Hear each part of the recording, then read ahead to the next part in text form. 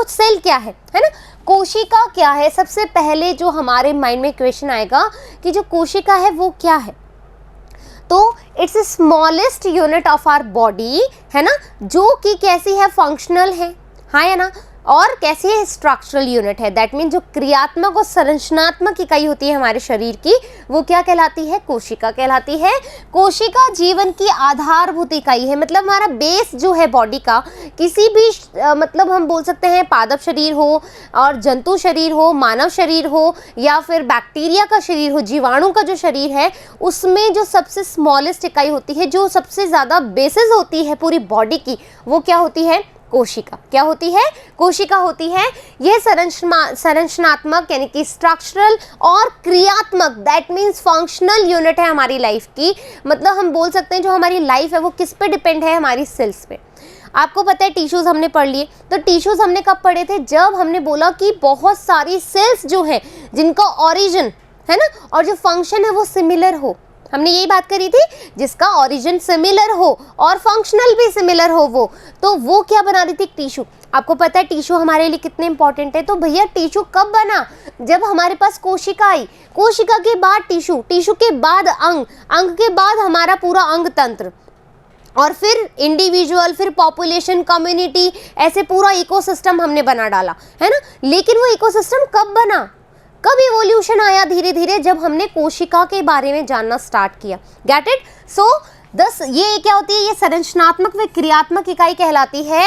और सभी जीवधारी देखो, सभी जिसमें जीवन होगा, बैक्टीरिया हो गया, फाइन, या हम बोले प्लांट हो गया, एनिमल हो गया, ह्यूमन हो गया, सभी जीवधारी जो है वो कैसे बने हुए हैं, सेल्यूलर है। दैट मीन्स वो कोशिकाओं के बने हुए होते हैं, सेल्स के बने होते हैं। और कोशिकाओं की उपस्थिति के आधार पर, जो इसमें कोशिका कितनी है ना, किस तरह की है, कितनी कोशिका है, उस आधार पे 3 तरीके से बांटा गया है। हम इस पर पहले भी चर्चा कर चुके हैं, चैप्टर 1 में ही बात करी आई थिंक हमने।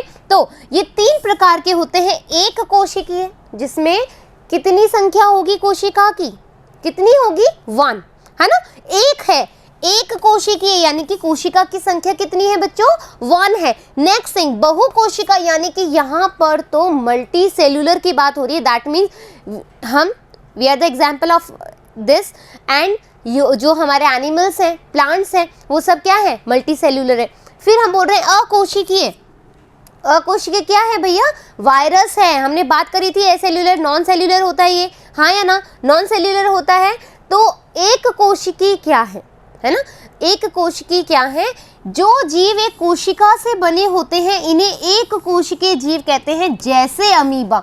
एग्जाम्पल हमेशा आपको मैंने बोला है कि नीट की बुक में आपके जितने भी एग्जाम्पल्स हैं, प्लीज़ उनको अच्छे से कंठस्थ कर लो, अपनी लाइफ का पार्ट बना लो। एवरी टाइम सोते जागते खाते पीते तुम्हारे दिमाग में, यदि नीट क्वालिफाई करना है और 11th 12th सॉलिड बनाना है और आगे जाकर के एक अच्छे से कॉलेज में एक अच्छा सा फ्यूचर बनाना है ना बच्चों, तो अपना 11th 12th बहुत सॉलिड करना पड़ेगा। और सॉलिड करने के लिए आपको नीट में जो भी क्वेश्चंस आ रहे हैं, और आपकी जो बुक है एनसीईआरटी की, है ना, जो भी आपकी एनसीईआरटी की बुक है, उसमें जितने भी एग्जाम्पल्स हैं, जितनी डेफिनेशंस हैं, जितने सब कुछ बताएं, उसको घोट के पी लो।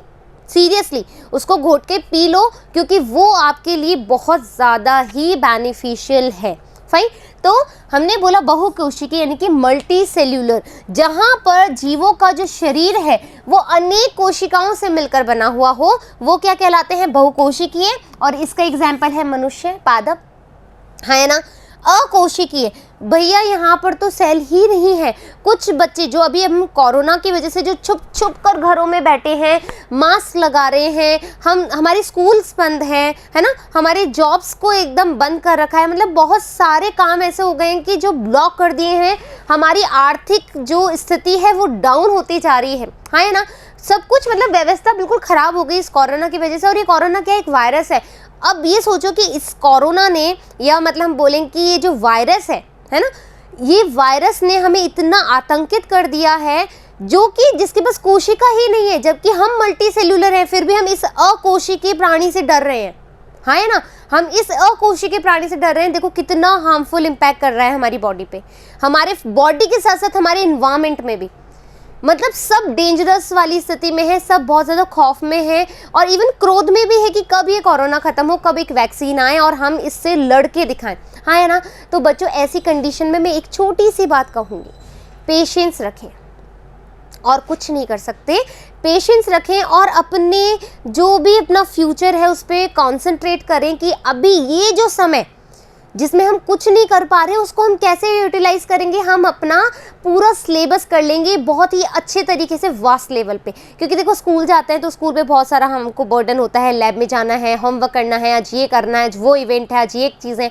अभी तो ऐसा कुछ भी नहीं है, अभी तो ऐसा कुछ भी नहीं है। अभी हम फोकस कर सकते हैं हमारी स्टडी पे। हाँ है ना।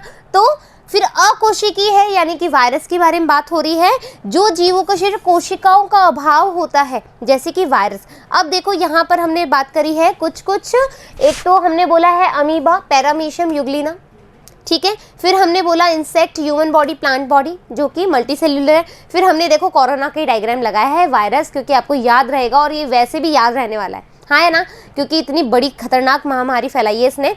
कोशिकाओं को विधिवत, ठीक है, कोशिकाओं का विधिवत अध्ययन जो होता है आपको पता है, जिसमें हम कोशिका के बारे में अध्ययन करते हैं, उस ब्रांच को क्या कहते हैं, साइंस की ब्रांच को क्या कहते हैं, साइटोलॉजी कहते हैं। क्या बोलते हैं, साइटोलॉजी, ठीक है। और कोशिका जैविकी, यदि हम कोशिका जैविकी का अध्ययन कर रहे हैं तो उसको हम बोलेंगे सेल बायोलॉजी, ठीक है। आया समझ में।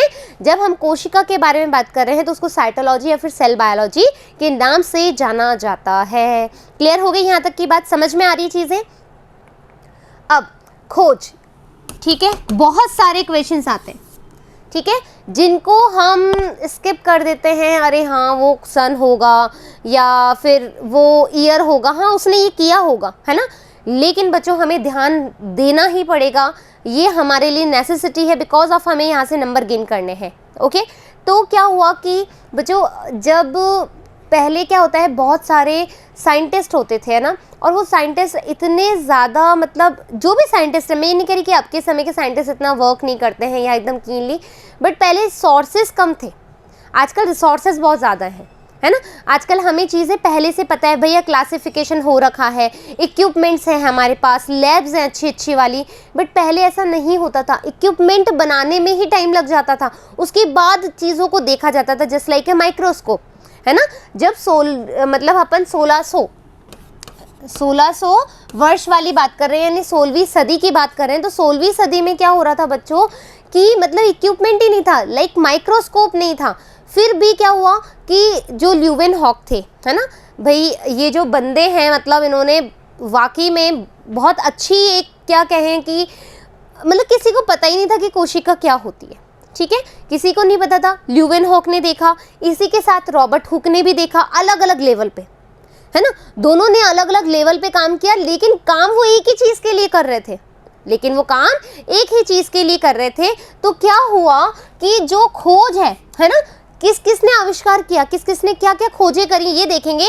तो ये जो सर हैं हमारे, जो ये फोटो लगा हुआ है एक बंदे का, ये बंदे बहुत ही ज़्यादा डेडिकेटेड थे, स्मार्ट थे इन द साइंस, है ना, in the science field.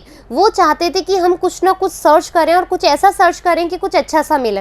Fine, तो इन्होंने क्या किया, जो रॉबर्ट हुक थे, कौन थे, रॉबर्ट हुक। देखो अभी चलो ट्रिक्स मैं थोड़ी देर बाद में बताऊंगी, पहले अपन एक बार देख लेते हैं कि एक्चुअल में हुआ क्या क्या है। फाइन, तो 1665 में, है ना, 1665 में, ध्यान रखना पड़ेगा सन। फाइन, तो 1665 में कोशिका की खोज हो गई। किसकी खोज हो गई, कोशिका की। लेकिन ऐसा बोला जाता है कि अब क्वेश्चन आता है कि कोशिका की खोज किसने करी, है ना, कोशिका की खोज किसने करी, तो आपका आंसर ल्यूवेनहॉक नहीं आएगा। कुछ बच्चे क्या करते हैं, छोटे से क्वेश्चन में इतने ज़्यादा डिस्टर्ब हो जाते हैं कि ल्यूवेनहॉक लिखूं या रॉबर्ट हुक लिखूं, ल्यूवेनहॉक लिखूं या रॉबर्ट हुक। तो जब कोशिका की खोज किसने की है, सिर्फ ये आए तो आपको रॉबर्ट हुक लिखना है, क्योंकि इन्होंने कोशिका की खोज करी थी। लेकिन जब आपके पास आए कि जो ल्यूवेनहॉक है, इन्होंने क्या किया, लिविंग सेल पे वर्क किया। किस पे काम किया, लिविंग सेल पे, ठीक है। जीवित कोशिका को सर्वप्रथम इन्होंने देखा 1674 में। अब क्या हुआ कि कहानी मैं आपको बताती हूँ, दोनों देखो अलग अलग जगह हैं, ठीक है, रॉबर्ट हुक और ल्यूवेनहॉक। ल्यूवेनहॉक क्या हुआ कि वो एक मर्चेंट थे, जैसा कि आपको पता ही होगा, मर्चेंट यानी कि एक व्यापारी थे, है ना, व्यापारी थे। तो इन्होंने क्या किया कि माइक्रोस्कोप बनाया, और माइक्रोस्कोप में क्या हुआ, कुछ इनके आसपास का जो पानी था वो इकट्ठा किया, क्या किया, वाटर जो था वो इकट्ठा किया, और इन भाई साहब ने क्या किया कि देखा कि अरे पानी में तो कुछ ऐसे ऐसे चल रहा है, और ये ऐसे क्या चल रहा था, इस तरीके का, है ना, इस तरीके का कुछ चल रहा है। तो इन्होंने देखा, इनको बहुत ज़्यादा जिज्ञासा शुरू हो गई, क्या हो गई, एक जिज्ञासा शुरू हो गई, एक क्यूरियोसिटी होने लगी कि ये चल क्या रहा है, मैं पानी में देख रहा हूँ तो क्या। तो इन्होंने क्या किया उसके बाद में, पहले तो इन्होंने वाटर में देखा, है ना, कौन से वाटर में देखा, पॉन्ड वाटर में, यानी कि तालाब के पानी में, ठीक है, तालाब के पानी में देखा। फिर इनको बहुत ज़्यादा जिज्ञासा हुई, भैया ये तो रात दिन सो नहीं पा रहे थे कि क्या चल रहा है, क्या चल रहा है। देखो साइंटिस्ट लोग ऐसे होते हैं, है ना, तो दुनिया तो ऐसे भी कहते हैं कि जो साइंटिस्ट लोग होते हैं वो पागल होते हैं, लेकिन वो पागल नहीं होते हैं, क्योंकि वी आर ऑल्सो, है ना, फ्यूचर साइंटिस्ट। हम लोग फ्यूचर साइंटिस्ट हो सकते हैं कि नहीं हो सकते। तो आप क्या पागल होंगे कि जिन्होंने कोशिका के बारे में बताया, जो साइंटिस्ट के बारे में ऐसा बोलते हैं, वो पागल होते हैं क्या। तो उन लोगों की मानसिकता देखने को मिलती है यहाँ पर, है ना, ऐसा नहीं होता है, ठीक है। Respect the scientist because of इन्होंने ही बहुत सारी चीज़ें हमें ऐसी बताई है जो हमें नहीं पता था, हाँ, है ना।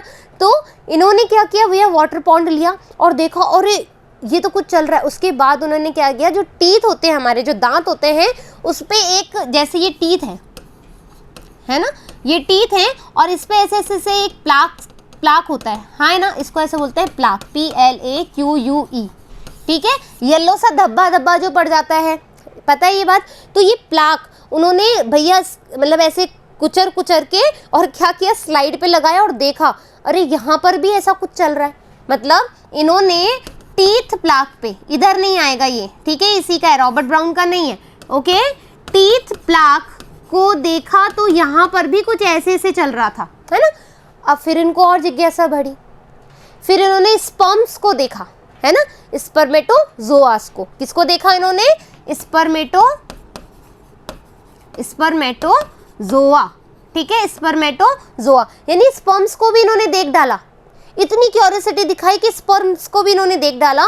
तो इन्होंने बोला कि कोई ना कोई ऐसी कोई जीवित, देखो ल्यूवेनहॉक ने जीवित कोशिका को सर्च किया है ना, और इन्होंने उसको क्या नाम दिया, ल्यूवेनहॉक ने क्या बोला उस जीवित कोशिका को, एनिमल्क्यूल, क्या बोला, एनिमल्क्यूल बोला, क्या बोला बच्चों, एनिमल्क्यूल। तो आपको पता, समझ में आ गई कहानी कि जो ल्यूवेनहॉक है, जब भी हम ल्यूवेनहॉक के बारे में बात करेंगे तो उनका जो क्वेश्चन आएगा वो आएगा कि जीवित कोशिका को सर्वप्रथम किसने खोजा, जीवित कोशिका को सर्वप्रथम किसने खोजा। तो यहाँ पर आपको रॉबर्ट हुक नहीं लिखना है, यहाँ पे लिखना है एंटन वॉन ल्यूवेनहॉक, क्योंकि इन्होंने लाइव सेल देखी है, लिविंग सेल देखी है, फाइन, जिनको इसने क्या नाम दिया, एनिमल्क्यूल, क्या नेम दिया, एनिमल्क्यूल, गेट इट।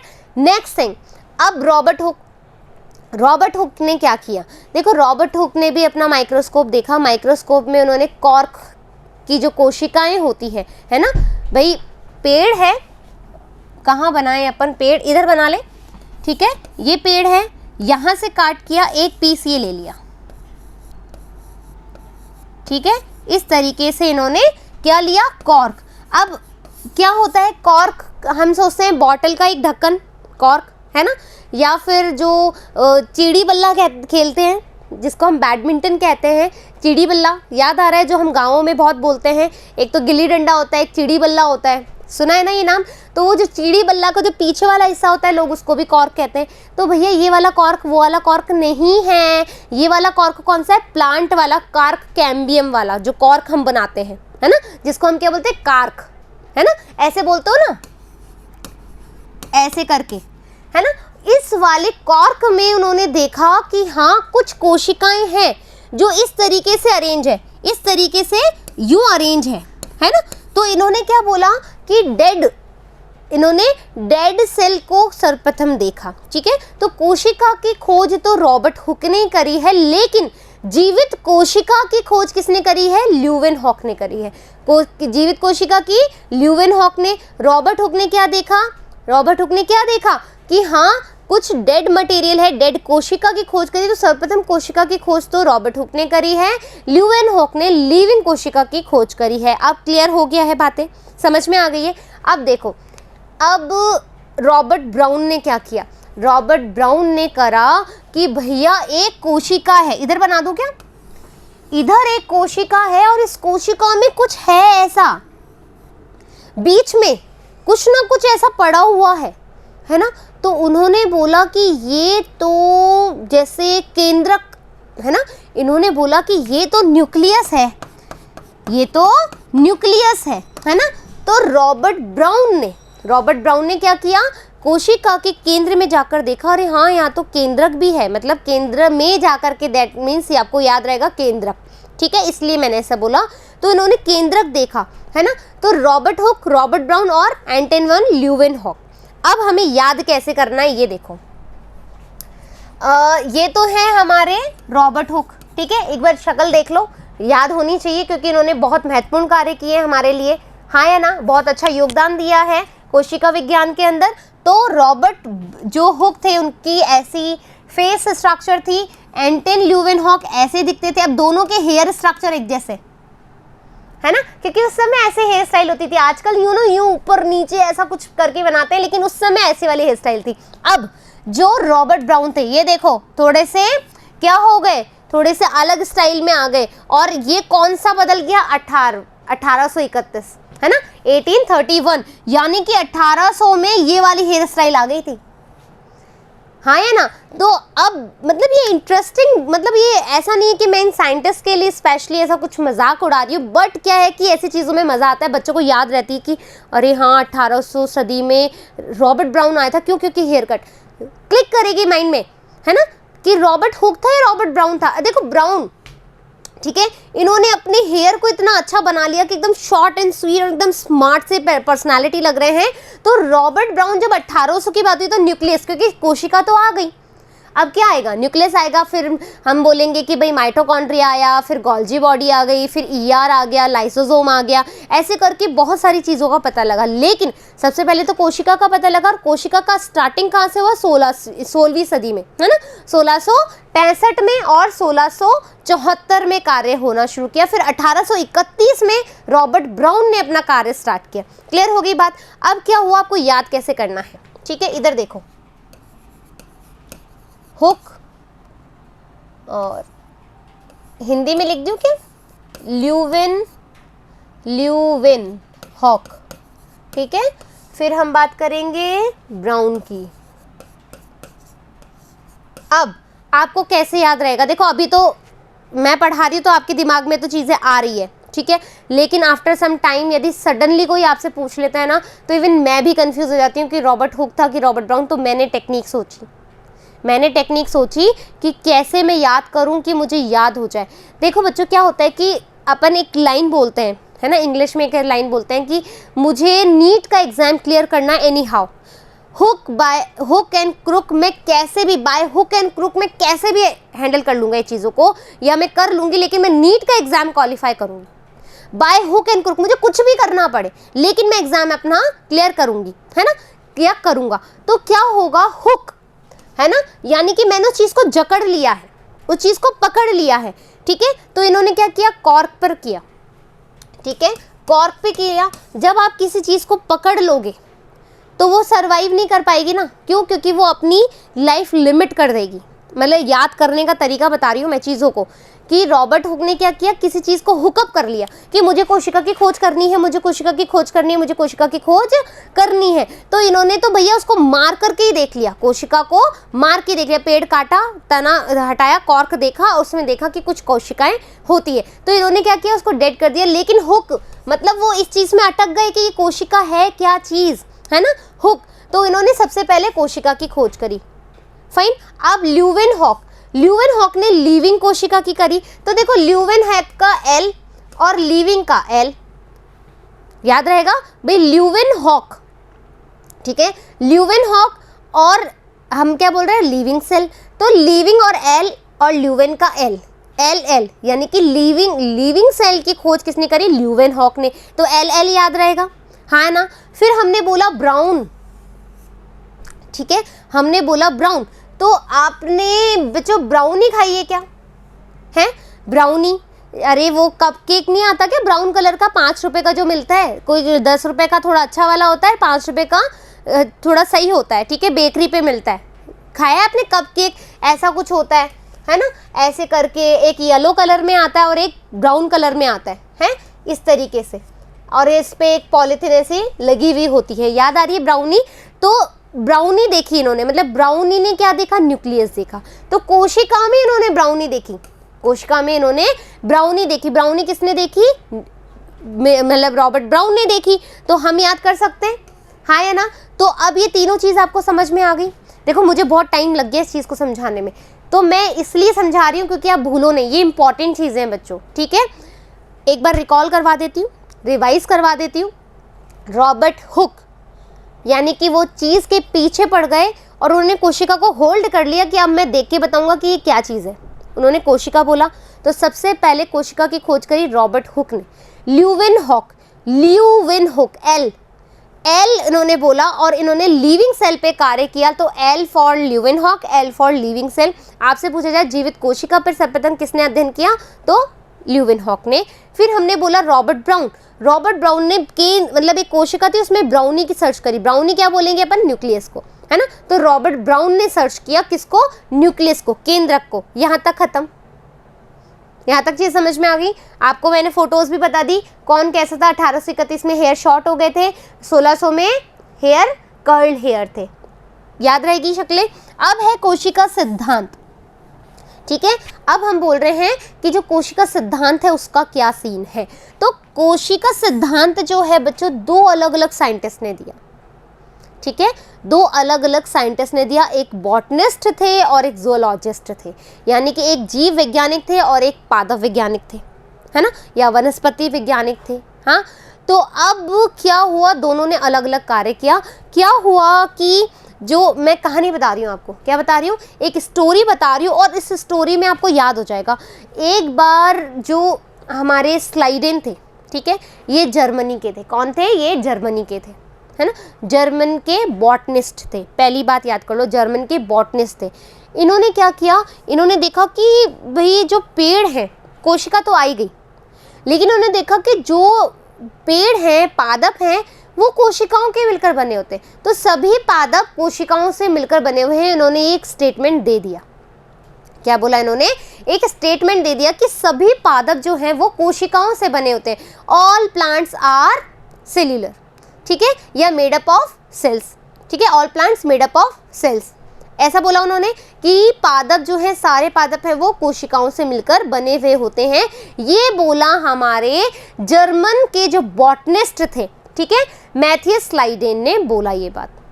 फिर उसके बाद क्या हुआ, उसी के साथ साथ, है ना, उसी के साथ साथ अभी अपन वापस आएंगे। एक थे थियोडर स्वान, ठीक है, थियोडर स्वान। अब थियोडर स्वान ने क्या किया भैया, ये थे हमारे जूलॉजिस्ट। अभी कैसे हैं जूलॉजिस्ट और बॉटनिस्ट, वो मैं याद करने का तरीका बताऊंगी कि कौन से साइंटिस्ट जो हैं वो बॉटनी के हैं, कौन साइंटिस्ट जो हैं वो जूलॉजी के हैं, कैसे पता लगेगा। फाइन, तो हाँ, कि भाई जो थियोडर स्वान थे, उन्होंने बोला कि जितने भी एनिमल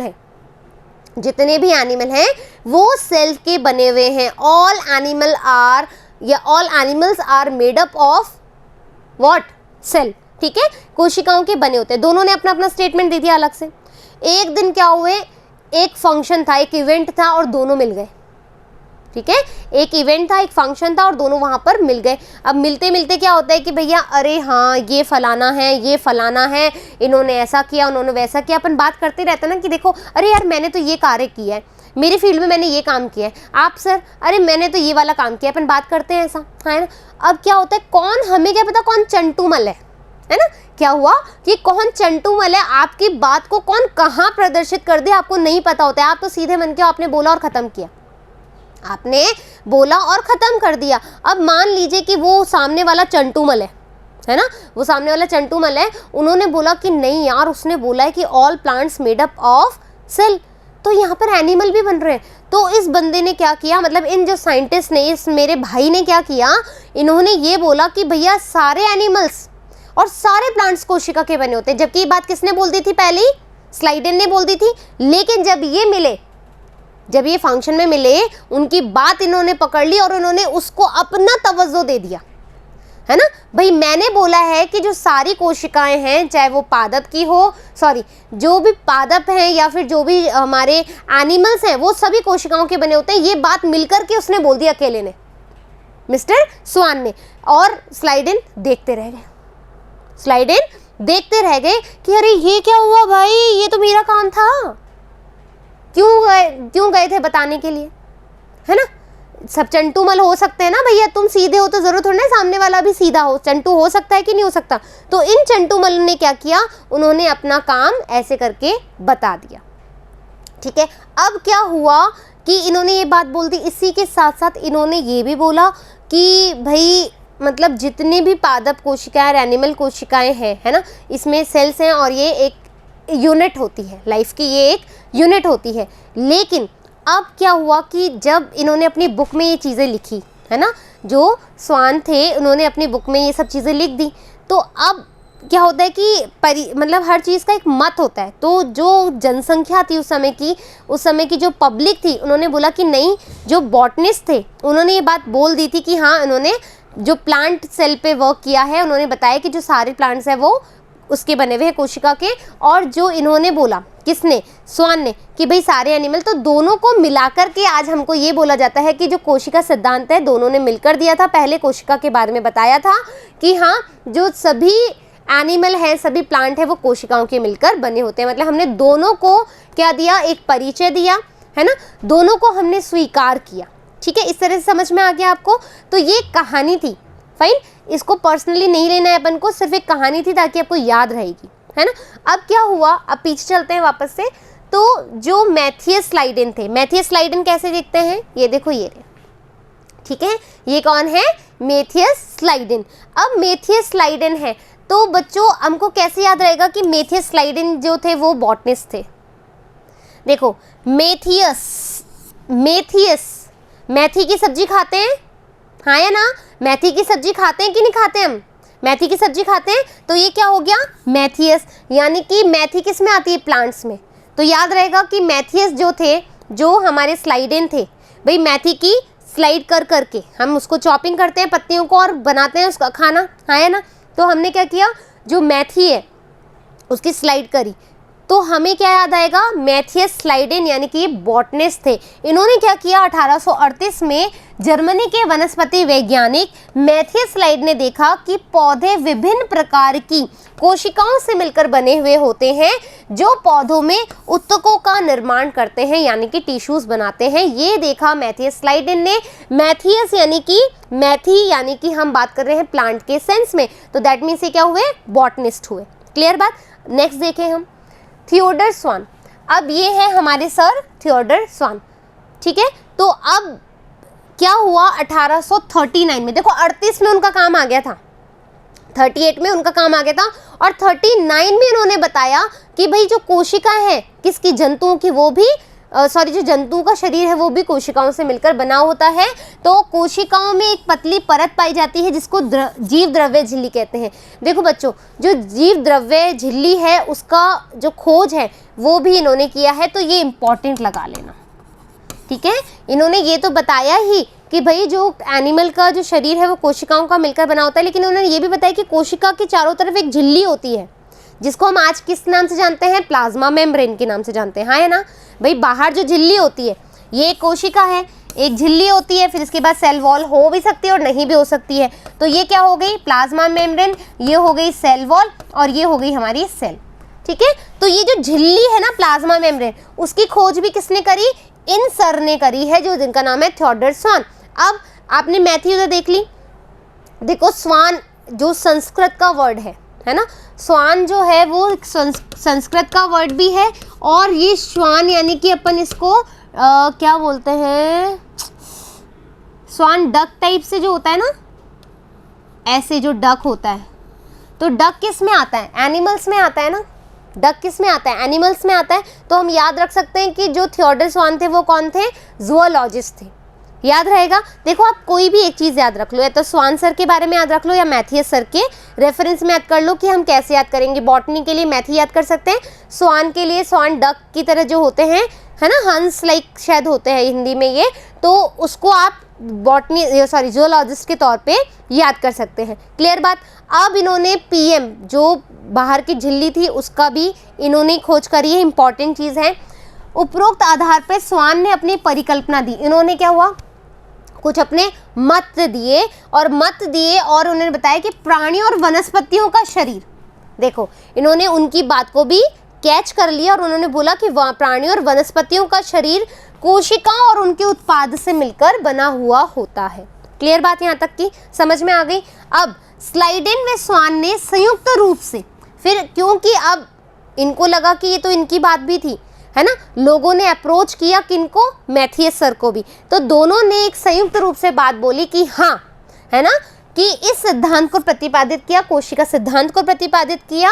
इन्होंने बताया कि भाई जो सारा जो प्राणी है ना, चाहे वो पादप हो या फिर जो एनिमल हो, दोनों का शरीर क्या है, कोशिकाओं से मिलकर बना होता है। इन्होंने एक तरफ से मतलब दोनों ने मिलकर के ये कोशिका सिद्धांत दे दिया। लेकिन धीरे धीरे क्या हुआ, खोज होने लगी, लोगों में क्यूरियोसिटी आने लगी कि यार ये कोशिका है क्या चीज़, है ना, कोशिका है क्या चीज़, ये सिद्धांत क्या है ना, क्या है कोशिका। तो उस समय बच्चों क्या चल रहा था, अबायोजेनेसिस भी चल रहा था। अबायोजेनेसिस,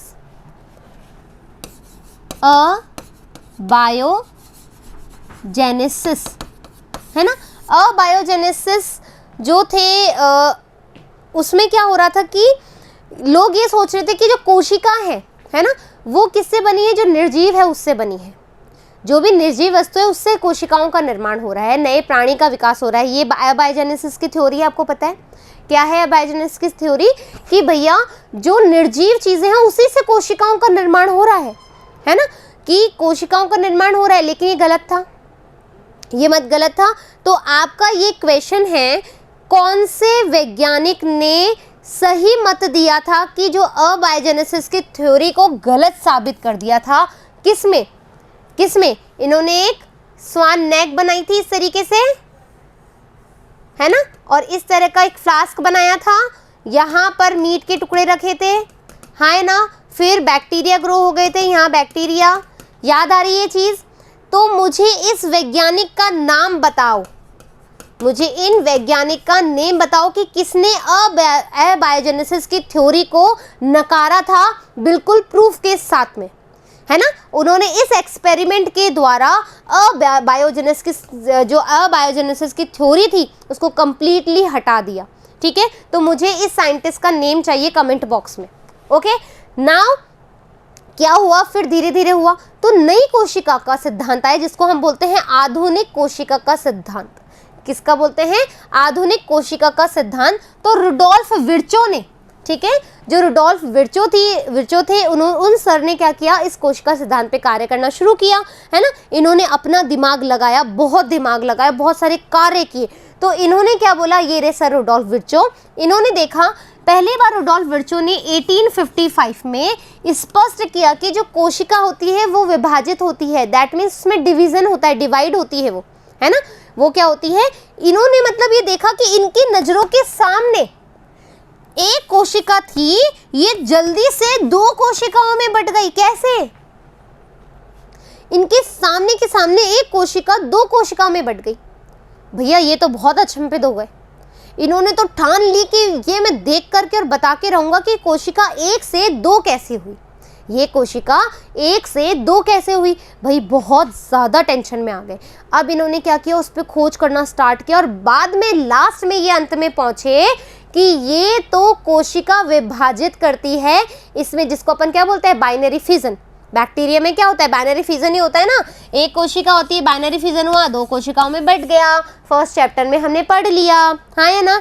तो जो इन्होंने बताया कि सेल डिवाइड होती है, अंत में इन्होंने एक कंक्लूड कर दी स्टोरी अपनी कि हाँ ये कोशिका जो है वो डिवाइड हुई है, ये दो नई कोशिकाओं का निर्माण कर रही है।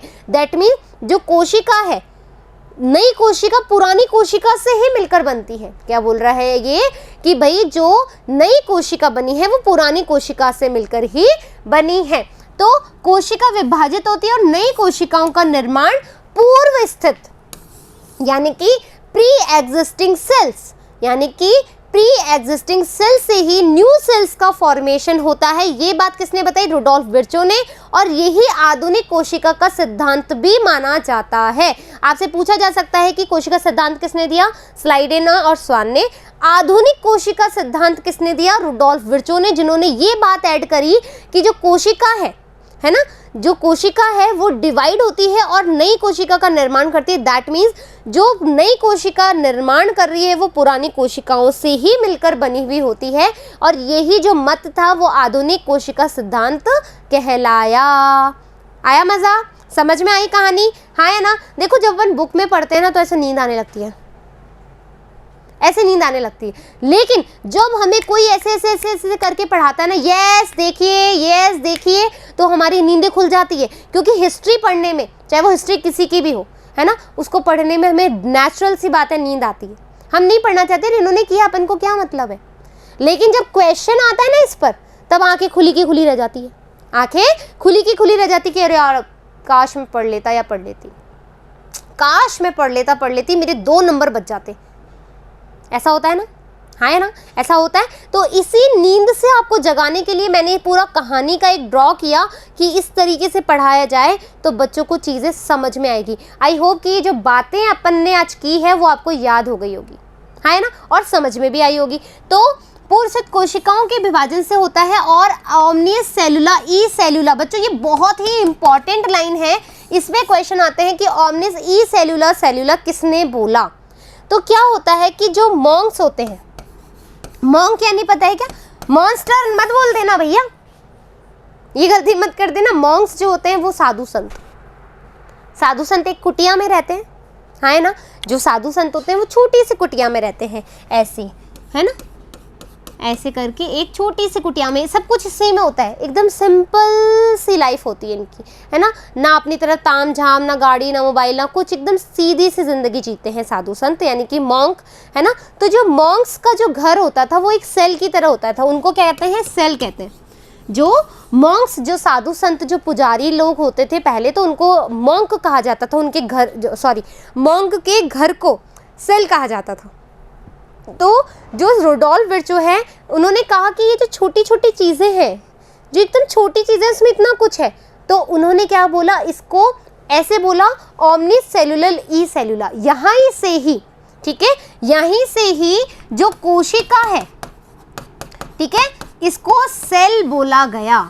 ये जो नाम है ना सेल, वो इसी से उद्भूत हुआ है ना, इसी से ही बना है कि भाई जो मॉन्क्स की जो कुटिया होती थी उसको सेल बोला जाता था, और इसी वो भी छोटी होती थी और काम बड़ा होता था क्योंकि इसमें बहुत ज्ञानी लोग बैठते थे।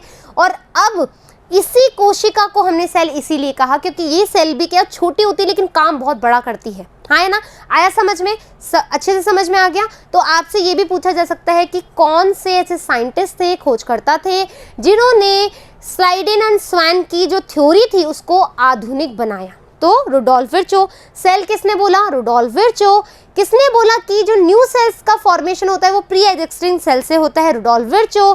किसने बोला प्लाज्मा मेम्ब्रेन की खोज किसने करी? प्लाज्मा मेम्ब्रेन की खोज किसने करी ये भी हमें बताना है कि हाँ, जो स्वान थे कि स्लाइडेन थे? स्वान थे। उन्होंने बताया कि जो पीएम है, मतलब जो कोशिका उसके बाहर एक परत, एक झिल्ली पाई जाती है, तो किसने बताई ये चीज़? स्वान ने। अभी तक हमने ये बात करी। रॉबर्ट हुक ने क्या किया? कोशिका को सर्वप्रथम खोजा। जीवित कोशिका को ल्यूवेनहॉक ने खोजा। रॉबर्ट ब्राउन ने क्या किया? केंद्रक की खोज करी। ठीक है, इतना सब कुछ चीज़ें याद, खोज खत्म अपनी। अब आधुनिक कोशिका का सिद्धांत क्या है ये पूछा जाता है आपसे, ठीक है। 11th क्लास में इंपॉर्टेंट क्वेश्चन है, ठीक है, और ये 11th क्लास के ही नहीं है, 12th क्लास में भी इससे पूछा जा सकता है। कोई कंपटीशन एग्जाम में भी आपसे ये इंपॉर्टेंट पूछा जा सकता है। नीट में भी सेल थ्योरी का ये पूछा जा सकता है। इवन जो नेट का एग्जाम देते हैं, है ना, जो JRF जो अपना है UG नेट होता है, CSIR नेट होता है, उसमें भी कोशिका के ऊपर बहुत सारे क्वेश्चन आते हैं जिसमें कोशिका सिद्धांत तो डेफिनेटली पूछा जाता है हर एग्जाम में, ठीक है। तो ये चीज़ ऐसा नहीं 11th में पढ़ी और सो गए और भूल गए, ना ना बाबा ना, हमें यहाँ पर दिल लगी करके पढ़ना है, एकदम मन और तन से, ठीक है, समझ में आ गई चीज। तो कोशिका सिद्धांत क्या हुआ, सभी जीव कोशिका व कोशिका उत्पाद से बने होते हैं। ये दोनों किसने कही थी, स्लाइडेन और स्वान ने मिलकर बोली थी ये बात। उन्होंने बोला फिर सभी कोशिकाएं पूर्वसित कोशिकाओं से निर्मित होती है, ये रुडोल्फ विर्चो ने बोला। दोनों को चीजों को मिलाकर के जो सिद्धांत बना वो आधुनिक सिद्धांत बन गया।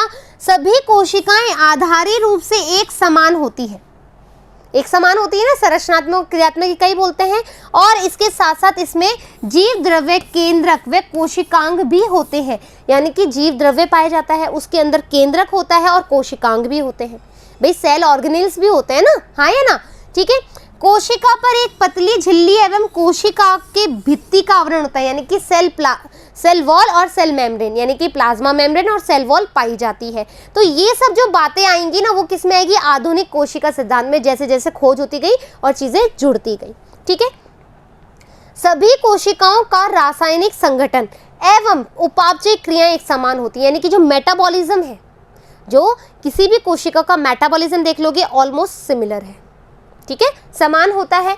कोशिकाओं में आनुवंशिक पदार्थ उपस्थित होते हैं, न्यूक्लियस, आरएनए, डीएनए, हाँ है ना, ये प्रेजेंट होता है अपने पास, जो एक संतति से दूसरी संतति में वंशागत होता है, इसलिए कोशिका को वंशागति की इकाई भी कहते हैं। पूछा जा सकता है कि इसको हेरिडिटरी की यूनिट क्यों कहा जाता है। वैसे तो जीन कहते हैं, है ना, जीन को कहते हैं हेरिडिटरी की यूनिट, पता है आपको ये चीज़। लेकिन कोशिका को भी कहते हैं जो साइटोलॉजी के वैज्ञानिक हैं, ना कि जेनेटिक्स के, गेट इट। जेनेटिक्स के जो वैज्ञानिक होंगे वो जीन को कहेंगे, लेकिन जब हम बात करेंगे साइटोलॉजी में तो जो सेल है उसको भी हेरिडिटरी की एक यूनिट मानी गई है, गेट इट, कंफ्यूज नहीं होना है। अब देखते हैं क्या है, तो कोशिका सिद्धांत के अपवाद। तो जैसा कि अपन ने कोशिका सिद्धांत पढ़ लिया, समझ में आ गया एकदम अच्छे वाला, हमने खोज देख ली, कोशिका सिद्धांत देख लिया, क्या क्या किसने क्या क्या चीज़ें फैलाई है, रायता फैलाया है, किसने समेटा है, ये सब चीज़ें देख ली। अब देखेंगे कि कोशिका सिद्धांत के अपवाद क्या है और क्यों है ना। ये चीज़ें जब अपन देखेंगे ना, देखो जब तक कोशिका सिद्धांत नहीं आएगा अपवाद नहीं पढ़ सकते, नेचुरल सी बात है ना, पता ही नहीं होगा भैया कोशिका सिद्धांत क्या है तो अपवाद खाक लगाओगे, हाँ है ना। तो कोशिका जो सिद्धांत है उसको देखने के लिए क्या करना पड़ेगा अपन को, विषाणु यानी कि वायरस, क्योंकि आपको वायरस पता है कि ये क्या होता है, नॉन सेल्यूलर होता है। क्या होता है बच्चों, नॉन सेल्यूलर होता है ना, नॉन सेल्यूलर होता है। दैट मीन्स यहाँ पर कि कोई कोशिका ही नहीं है, तो वैसे ही कोशिका का अपवाद है ना, मतलब जेनेटिक मटेरियल है, डीएनए होगा या फिर आरएनए होगा, कैप्सिड होगा, प्रोटीन होगा, है ना, लेकिन ये सेल नहीं है, ये सेल्स का नहीं बना हुआ होता है, तो नेचुरल सी बात है ये अपवाद है, हाँ है ना। फिर हम बोल रहे हैं विषाणु कण या फिर विरियोइड्स, ठीक है, विषाणु कण या फिर विरियोइड। तो भैया जो विरियोइड्स है ये क्या है, ये पार्टिकल है, कौन से, जो इन्फेक्शन कॉज करेगा, यानी कि ये इन्फेक्शियस है ना, ये क्या है, इन्फेक्शियस पार्टिकल्स हैं जो विरियोइड्स हैं। कोशिका तो नहीं है ना, केवल ये तो कण है, मैंने एक बार भी बोला ये कोशिका है, मैंने बोला ये तो कण है, ठीक है, ये तो क्या है, कण है, एक पार्टिकल है, तो यानी कि कोई कोशिका तो नहीं है, तो ये अपवाद के अंदर आएगा। विरियन, विरियन क्या है, कंप्लीट वायरस, क्या है, complete virus. That means complete virus बोले तो कैप्सिड भी होगा और जेनेटिक मटेरियल भी होगा, प्रोटीन भी होगा, है ना, तो ये तो कंप्लीट वायरस हो गया। तो जो कंप्लीट वायरस है वो सेल का है क्या वो कोशिका का बना हुआ है, तो ये भी कोशिका के अपवाद में आएगा, हाँ है ना। फिर हमने बोला प्रियन, है ना, हमने बोला प्रियन, तो भैया प्रियन क्या है, सिर्फ प्रोटीन का बना हुआ है ना, जो प्रियन है वो प्रोटीन का बना हुआ होता है। तो एक बार बच्चों इधर की तरफ देख लो, जो वायरस है, विरियोइड्स है, विरियन है और प्रियन है, ये बात देख लो एक बार, है ना, एक बार सुन लो अच्छे से, कंफ्यूज होने वाली बात नहीं है, इस पे क्वेश्चन आते हैं, डेफिनेटली क्वेश्चन आते हैं, आपसे पूछा जा सकता है कि विरियोइड और विरियन क्या है ना। तो वायरस तो हमें पता है कि नॉन सेल्यूलर है, क्या है, नॉन सेल्यूलर है। विरियोइड और विरियन, ये जो है विरियन, ये क्या है, एक कंप्लीट वायरस है, कंप्लीट वायरस है। और जो विरियोइड है ये विरियोइड है जो आरएनए से बना है बस, ठीक है, ये क्या है, आरएनए से बना है। ओके, दोनों में डिफरेंस समझ में आ गया, विरियोइड और विरियोन में। अब प्रियोन में, प्रियोन हमने बता ही दिया कि प्रियोन जो है वो बेसिकली सिर्फ और सिर्फ प्रोटीन का कण है और इसमें कुछ भी नहीं है, कोई जेनेटिक मटेरियल नहीं है, कोई आरएनए नहीं है, कोई कैप्सिड नहीं है, सिर्फ कैप्सिड है क्यों, क्योंकि तो प्रोटीन का बना है ना, कैप्सिड भी तो प्रोटीन का होता है। तो यहाँ पर ये सिर्फ प्रियोन जो है वो प्रोटीन का बना होता है। तो यानी कि ये कोई कोशिका तो नहीं है। सबके मैंने डायग्राम भी आपको दिखा रखे हैं, देखो ये वायरस का है ना, ये विरियोइड है, यानी कि यहाँ पर सिर्फ कलर चेंज कर दूँ एक बार, ठीक है, ये देखो ये वायरस है, ठीक है, यानी कि कोई कोशिका नहीं है। ये हमारा विरियोइड है, विरियोइड है यानी कि ये सिर्फ आरएनए का बना हुआ है। फिर हम बोल रहे हैं ये विरियोन है, यानी कि कंप्लीट वायरस है जो कि क्या करेगा, आपको इन्फेक्शन कॉज कर देगा। फिर हम बोल रहे हैं प्रियोन, सॉरी बच्चों एक छोटी सी गलती हो गई मेरी यहाँ पर, ये जो है ये प्रोटीन है यानी कि प्रियोन है, ठीक है, ये क्या है, प्रियोन है, क्योंकि ये देखो अल्फा हेलिक्स, बीटा शीट और अल्फा हेलिक्स, ठीक है, सॉरी। तो ये प्रियोन का डायग्राम है अपना और ये विरियोइड का डायग्राम है। ये किसका है, विरियोइड का डायग्राम है। चीज़ें क्लियर हो गई आपको किस किस में क्या अंतर है। अब है हमारी आरबीसीज। आरबीसीज में आपको पता है क्या, न्यूक्लियस नहीं होता है ना भाई, कुछ में न्यूक्लियस नहीं होता है ना, आपको पता है ये बात, अभी हमने कुछ दिन पहले ही पढ़ी है, शायद 7th चैप्टर में। तो इसका आंसर आपको बताना है लसिका अणु। लसिका अणु लिम्फ है जिससे तरल होकर के जाता है, रक्त प्लाज्मा की तरह होता है, लेकिन ये कोशिका नहीं है, इसमें कोई मतलब कोशिका के कोशिकांग नहीं है, इसलिए ये भी क्या आता है, इसके अपवाद में आता है। इस तरीके से बच्चों आज अपन ने कोशिका के बारे में पढ़ा कि कोशिका क्या है, ठीक है, कोशिका की खोज किस किसने करी, कोशिका का सिद्धांत क्या है, आधुनिक सिद्धांत क्या है और इसके अपवाद क्या है। 5 चीज़ें पढ़ी है जो कि जिसमें से बहुत सारे क्वेश्चंस आते हैं any how, without any doubt. आपको सिर्फ जो ये वीडियो मैंने बनाई ये एकदम दिमाग में फीड कर लो, सब कुछ छोड़ दो, जो भी दिमाग में चल रहा है सिर्फ इसको पढ़ लो, इसमें से बहुत सारे क्वेश्चंस आते हैं, ठीक है। फिर मिलेंगे अपन कोशिका के और चीज़ों के बारे में, जब तक मैं चलती हूँ, धन्यवाद।